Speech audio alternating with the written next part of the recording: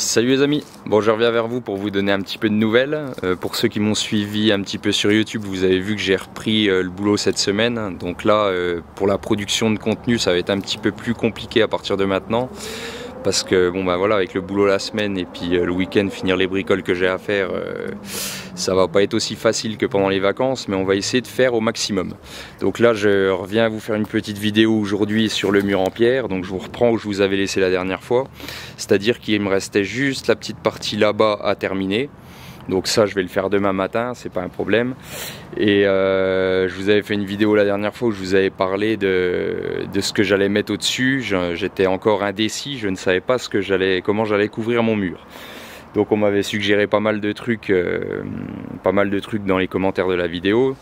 Et on m'avait dit tu pourrais mettre de la tuile plate, tu pourrais mettre du zinc, tu pourrais mettre des margelles en pierre. Donc j'ai réfléchi à toutes ces solutions et pour une question de coût, finalement j'ai opté pour des tablettes en béton que je vais faire moi-même, parce que finalement tu vois, ce qui me bottait le plus dans toutes les solutions en fait, c'était les margelles en pierre. Mais si tu veux, vu la largeur de mon mur, tu vois là j'ai un mur qui fait 55, sachant qu'il me faut un petit débord d'au moins 3 ou 5 cm. Ça veut dire qu'il me faudrait des margelles de 60. Déjà sur internet, moi j'ai regardé les cotes, je sais même pas si ça se fait ou alors c'est du sur mesure, tu vois.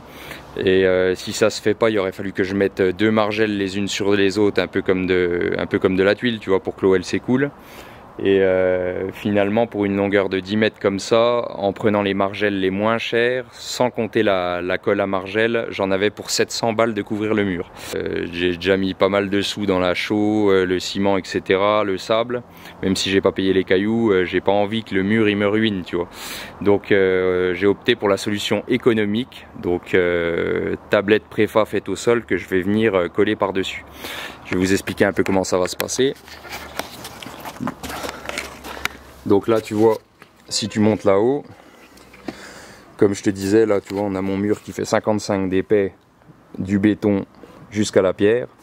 Et en fait j'avais pensé aussi à faire des tablettes coulées en place, mais le problème c'est qu'il aurait fallu que je bouge tous les petits trous, tu vois, tous les petits trous là au niveau des joints, parce que sinon ça aurait coulé sur le mur, ça aurait été la merde.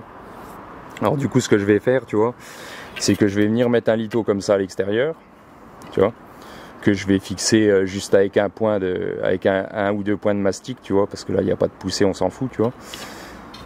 Je vais en mettre un ici à l'intérieur, et puis là je vais venir faire une arase en mortier bien droite, tu vois, talochée. Comme ça après je mettrai ma colle et puis je pourrai coller mes margelles par dessus, tu vois.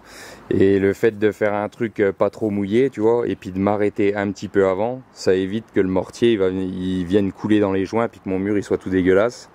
Puis comme ça après, quand j'enlèverai mon litho, que je viendrai coller ma machine, et ben quand je ferai les joints de mon mur en pierre, j'aurai juste à faire le joint ici à ce niveau là, et puis à venir bourrer mon mortier là dedans.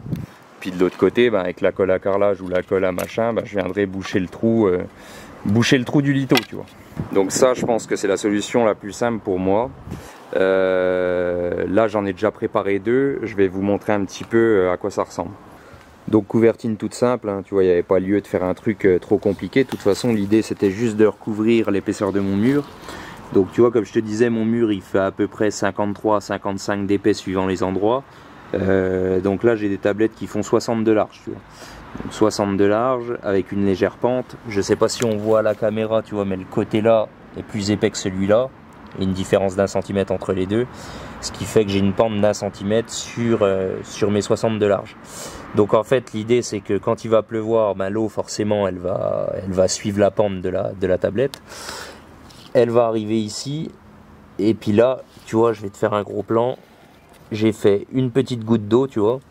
Donc la goutte d'eau, pour ceux qui connaissent pas le principe, l'utilité c'est qu'en fait l'eau quand elle va venir là, au lieu qu'elle suive son chemin et puis qu'elle vienne ruisseler le long de mon mur et puis le rendre tout vert, tout dégueulasse, bah en fait sa fonction ça va être de casser le circuit de l'eau, si tu veux, pour que l'eau elle rentre dans la goutte d'eau, et quand elle arrive ici elle tombe à l'aplomb de la goutte d'eau, et comme ça elle vient pas dégueulasser mon mur. Donc ça, si vous faites des débords en extérieur, je sais pas moi, pour des tablettes de fenêtre ou des couvertines comme ça, ça c'est le truc indispensable. Voilà, ça c'était le petit conseil maçonnerie du jour. Sinon, bah, niveau aspect, on est plutôt pas mal, hein, je trouve. Donc là, elle est propre comme ça parce qu'elle a été coulée dans l'autre sens. Ça, c'est la partie qui est en contact avec le coffrage. Tu te doutes bien que si j'avais lissé la partie là, elle serait pas ressortie aussi propre. Hein. Je suis peut-être pas mauvais en lissage, mais pas à ce point-là non plus. Donc pour que tu te rendes compte un petit peu plus de comment j'ai fait ça, je t'emmène tout de suite à l'atelier et je vais te montrer un petit peu à quoi ça ressemble. Donc en fait elles sont coulées comme ça, donc là c'est comme je te disais, elles sont à l'envers en fait. Le contreplaqué que tu vois ici, c'est la partie haute de la tablette. Puis là moi je viens lisser le dessus quoi. Donc pour la goutte d'eau j'utilise des profilés comme ça, donc ça c'est profilé de finition, tu sais que tu mets dans les angles de mur en bois. Toi j'avais ça en stock, donc je me suis dit plutôt que d'acheter un truc en plastique, ben on va mettre ça, puis ça fait bien le taf tu vois. Puis sinon bah coffrage tout simple tu vois, avec la cloison au milieu, comme ça je peux faire 2 tirages en même temps tu vois, je fais 2 pièces, ça me fait gagner un petit peu de temps.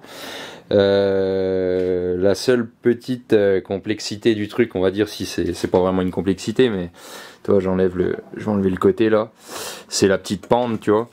Donc en fait si tu veux, mon contreplaqué de fond là il vient poser sur l'établi, et puis là j'ai mis une petite cale d'1 centimètre, comme ça tu vois j'ai ma pente pour la flotte quoi.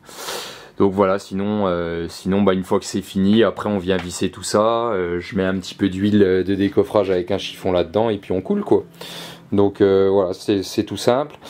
Sinon au niveau du dosage, j'en ai parlé dans une petite vidéo short récemment, mais je vais en reparler ici, comme ça ceux qui me suivent sur YouTube et qui veulent reproduire le truc à la maison, ils auront les bases pour faire le truc.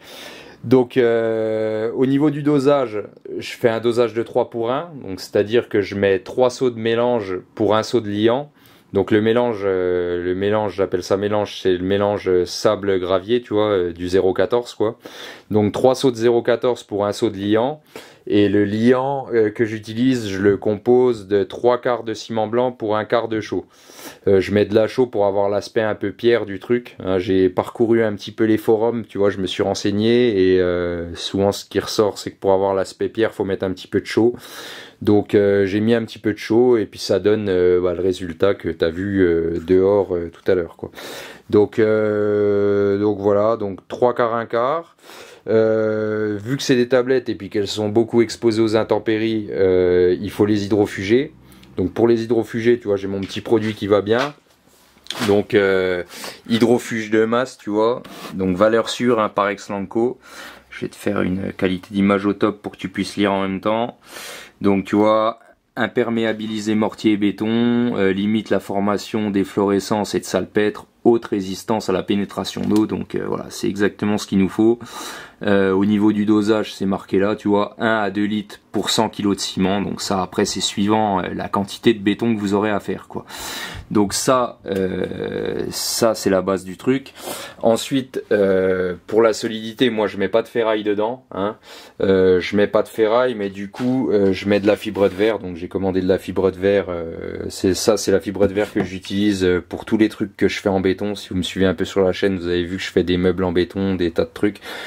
Donc je mets toujours de la fibre de verre dedans. Après niveau quantité, j'ai pas de dosage précis, hein. Moi je mets plus ça si tu veux pour me rassurer d'avoir fait un truc costaud. Je sais pas si ça influe beaucoup sur le résultat, tu vois, mais moi j'en mets comme ça, je dors sur mes 2 oreilles après. Donc ça à cet aspect là, tu vois. Ça à cet aspect là, donc là pour je crois que j'avais mis 40 litres pour les 2 tablettes, j'ai mis deux grosses poignées comme ça quoi. Après je te dis, j'ai pas de dosage précis quoi, moi je mets ça et puis après voilà quoi. Donc ils ont un petit site bien sympa si vous faites du bricolage, enfin de l'art en matière de maçonnerie, allez voir leur site, ils ont 2-3 trucs assez sympas. En plus c'est un site sérieux. Donc voilà, donc pour la solidité ça, pour l'étanchéité ça, ensuite pour avoir l'aspect, tu vois, ça c'est mes pierres, j'en avais ramené une ici pour voir, tu vois, ça c'est les pierres que je maçonne, tu vois, elles ont une couleur un petit peu orangée, tu vois.